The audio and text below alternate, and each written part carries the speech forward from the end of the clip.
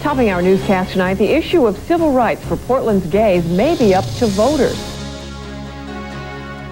It protects gays from discrimination in jobs, housing, credit, and public accommodations.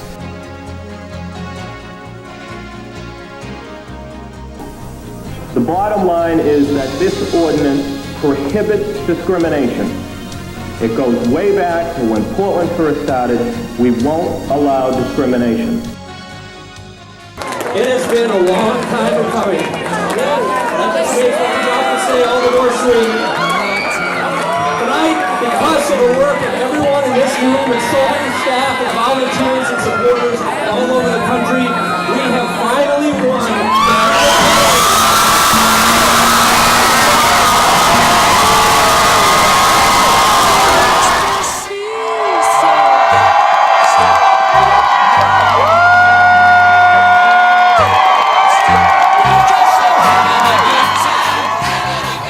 Back in the 80s, when MLGPA first formed, there wasn't really a place where a lot of LGBT people congregated other than the bars. And of course, we didn't have any social media back then. So when we wanted to get in touch with gay people, we would come to the bars. And we would ask the bar owners if we could stop the music for a very short period of time and just talk a little bit to the folks in the bar. A lot of those people who were in the bars didn't consider themselves to be political, didn't really know what was going on. So it was a chance for us to educate a big portion of our population as to what was going on in Augusta and what needed to be done in Augusta. We thought we would be closed on holidays.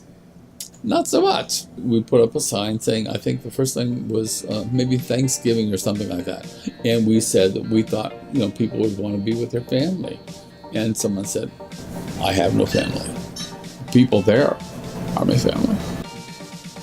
And so we not only were open, then that's when we started doing Thanksgiving dinner. It's awesome to see two people who normally wouldn't have met on the side of the street are now lifetime friends. And it's fun to see that, to see people that you would never, pair necessarily. You meet in a comfortable place that invites everybody, and then you can become, fast friends and lifelong connections. With regards to the bars, providing so much of a service to the community and to us as an organization, as Free Peabody Center, particularly at the beginning of the epidemic where people were looking for safe spaces to gather and to plan and to sort of create those grassroots movements. It was incredibly important to feel like the community was wrapping around you and supporting you, and a lot of people didn't feel that support, but I think they felt it in places like the gay bars. An incredible resource and lifesaver to have that feeling of support when at many times it felt like the world was against you. Soupy and her sister Marianne decided to open up Sisters because there really wasn't a place that women could go to where they felt completely comfortable. It was still trying times back then. You always knew there was that